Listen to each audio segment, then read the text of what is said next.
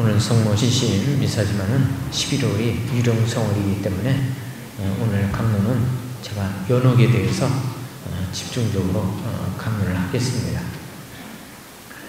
자, 우리는 연옥에 대한 정의를 어떻게 내려야 되느냐면은 신약성서 묵시록의 21장 27절을 보면 더러운 것은 아무것도 거룩한 도성 예루살렘으로 들어갈 수 없습니다 라고 기록되어 있어요. 자, 우리 교회는 일반적으로 세상에서 죄를 풀지 못하고 죽은 사람이 천국에 들어가기 전에 불에 의해 죄를 정화한다라고 이렇게 교리상 배워요. 이것이 바로 연옥이에요. 개신교는 사람이 죽으면 그의 공에 따라서 천국과 지옥, 이 극단적인 천국과 지옥 이 둘 중에 하나를 선택해서 가요. 그래서 개신교는 연옥이란 그 교리가 없어요. 그래서 그들은 죽은 이들에 대한 기도를 하질 않아요. 그러나 가톨릭은 정화소인 뿌르가토리움이라고 해요. 즉 정화한다, 정화소 이런 뜻을 가진 이 연옥이 있기 때문에 우리들이 돌아가신 분들의 가능성이 있기 때문에 그들을 위해 기도를 하는 겁니다. 그래서 교회는 연옥에 대한 그 교도권을 가지고 중요한 성명서를 중세 때부터 공의회 때 리옹 공의회, 피렌치 공의회, 트리엔트 공의회, 심지어는 1960년대 바티칸 공의회 때에도 연옥에 대해 천명을 했어요. 그러면 교부들이 연옥이 있다라고 이렇게 교리로서 천명하고 가르치는 그 근거는 도대체 어디에 있느냐? 이거는 성서와 성전의 근거를 하고 있는 거예요. 여러분들, 연옥은 구약성서 마카베오 후서 12장에도 보면은 사람이 죽은 후에 내세에서 속죄를 할 수 있으며 그렇기 때문에 죽은 이들을 위해서 기도와 보석의 희생을 바치는 것이 중요하다라고 구약성서에 나와요. 근데 이건 개신교에서는 인정하지 않아요. 마카베오 후서를 보질 않아요. 오직 가톨릭 구약성서에만 있어요. 그래서 45절에 보면 그는 죽은 자들을 위해 속죄의 제물을 바치는 것은 그 죽은 자의 죄에서 벗어날 수 있게 하려는 것이다. 이것이 경건한 유다인들이 1세기 말, 그러니까 그리스도가 탄생하기 전 BC 1세기, 그러니까 예수님이 탄생하기 50년 전 그때의 유다인들이 가지고 있던 개념이에요. 연옥에 대한. 그리고 신약에 와서 디모데오 후서에게 보낸 편지에 보면은 사도 바오로가 죽은 오네시포로를 위해서 뭐라 그러냐면 주께서 다시 오시는 날 그에게 자비를 베풀어 주시기를 빕니다. 즉 죽은 이들을 위해서 기도하는 그리스도교의 관례를 증명해 주는 거예요. 그리고 마태오복음 12장 31절에도 보면 성령을 거부해서 말하는 사람은 현세에서도 내세에서도 용서받지 못할 것이다. 내세라고 해요. 그래서 교부들은 내세에서 죄를 용서받을 수 있다라는 증거로서 이 연옥을 이야기하는 거예요.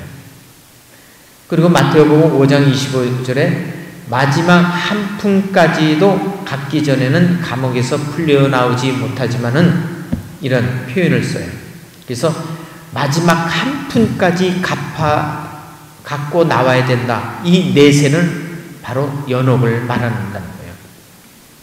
그리고 고린도 전서의 3장에서도 불 속에서 살아나오는 사람같이 구원을 받습니다. 자, 그리고 이 성서뿐만 아니라 성서가 나오기 이전의 성전, 그러니까 성서의 원 텍스트는 아니지만 원본에 가까운 성전에 의하면 사도들이 활동하기 시작한 그 시기에 쓰여진 순교자전이나 까떡금바, 지하 묘지에 보면 묘비명에 죽은 이들을 위해서 기도했다라는 증거가 묘비에 나와요. 그러니까 신약성서가 쓰여지기 전부터 죽은 이들을 위해서 기도하는 관습이 가톨릭 교회 안에 있었던 거예요. 그리고 우리는 서방 가톨릭 교회예요. 동방 가톨릭 교회는 저쪽 저기 러시아라든가 그리스, 이건 동방 가톨릭 교회예요. 우리는 서방 가톨릭 교회인데, 동서양 가톨릭 교회의 모든 경문에 보면은 전례문, 즉 거기에 보면 미사 때 죽은 이들을 위한 미사 양식이 다 나와 있는 거예요. 그래서 여러분들 신부님들이 꼭 하잖아.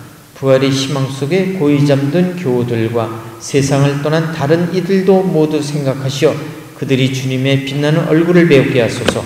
이렇게 죽은 이들을 위한 미사 경문은 신약성서에 없는데도 불구하고 동방 서방 가톨릭 교회가 모두 미사 경문에 넣은 거예요. 이건 성전에 의한 거예요. 그래서 결론으로 연옥에 교회의 진리는 아주 확고해요. 그리고 연옥에 관한 신앙 진리는 죄를 짓고서는 절대로 천국에 갈 수 없다는 거예요. 그 잠벌과 죄가 있고서는 연옥에서라도 정화를 해야 되고, 대죄가 있는 상태에서는 지옥에 갈 수밖에 없다는 거예요. 지옥은 불멸의 불멸, 영원성, 무한대 수하게 죽지도 않고 영원히 행복하게 사는 것도 저건데, 영원히 벌받는 곳에서 영원히 고통 속에 살아간다고 생각해 보세요. 얼마나 저거예요. 이 자리에 오신 분들은 최소한 연옥은 다 가시겠지만, 대제 중에 있는 사람들은 어떻게 하겠어요? 안타깝지. 자, 넷의 정화의 본질, 그걸 보면 연옥불이 주는 고통의 본질은 무엇인가? 연옥에 있는 영혼은 영생, 영원한 생명, 즉 영생을 약속받고 있어서 더 이상 죄를 지을 가능성이 없다는 거예요. 단지 현세에서 믿음과 사랑의 실천이 있어서 하느님 뜻대로 제대로 순종하지 못했던 잘못들을 연옥의 고통을 통해 갚을 수밖에 없다는 거예요.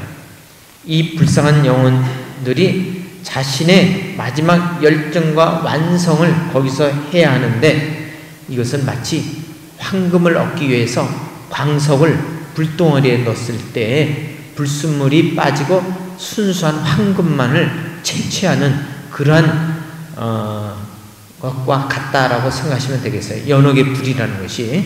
그래서 우리의 영혼의 불순물을 제거하고 순수한 영혼을 찾는 그러한 벌이라고 생각하시면 되겠어요.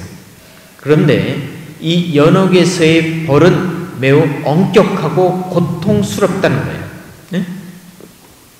자, 그 이유는 뭘까? 육체적 고통은 참을만 할 거예요. 제가 보기에 죽지 않는 한. 그 암에 걸렸어도 잘 참는데 뭐 그까지 죽기 전에 분명히 암에 걸려서 고통스럽게 병중에 돌아가셨을 텐데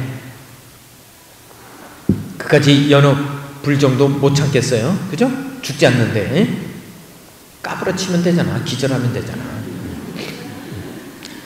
기절하지 않을 정도로 고통을 당한다니 뭐 견딜만 한 거 아니에요? 그죠? 그런데 가장 고통이 뭐냐?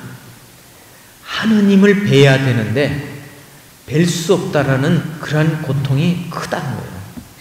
뭐 지금이야 뭐 무덤덤하겠죠. 이 말이 무슨 말인가 하고, 응?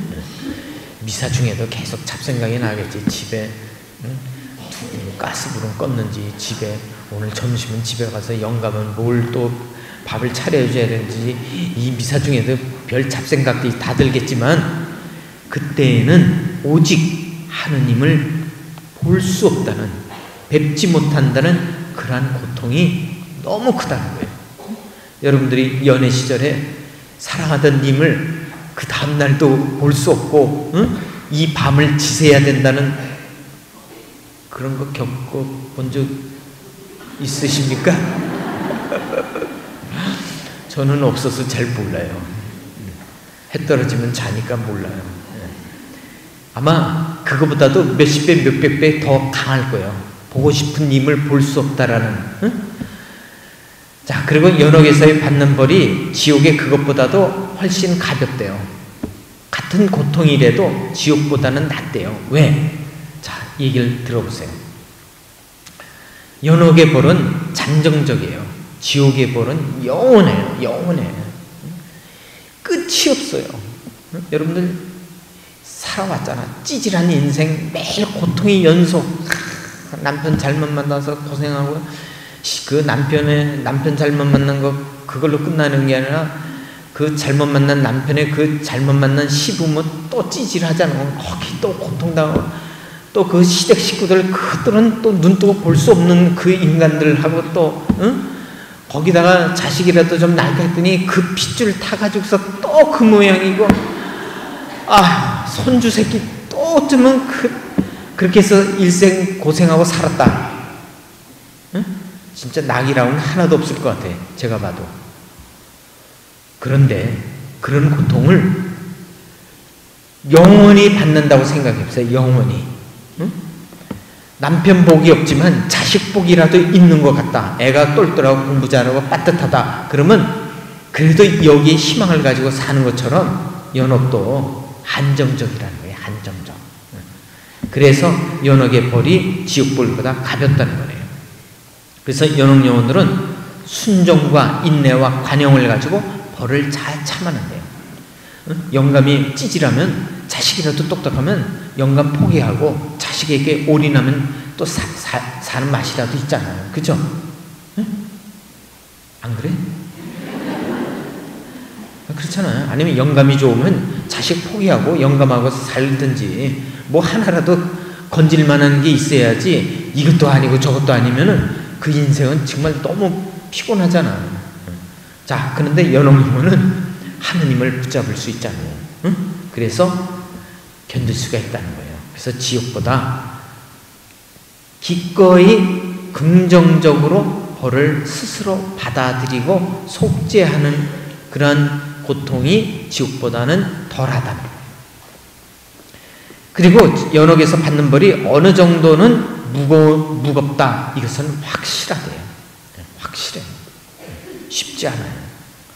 그리고 연옥여원이 겪는 고통을 큰 기쁨과 대비시킬 수 있다는 거예요. 자, 연옥여원들이 고통이 너무 심해도 이렇게 기쁨과 대비한다는 거예요.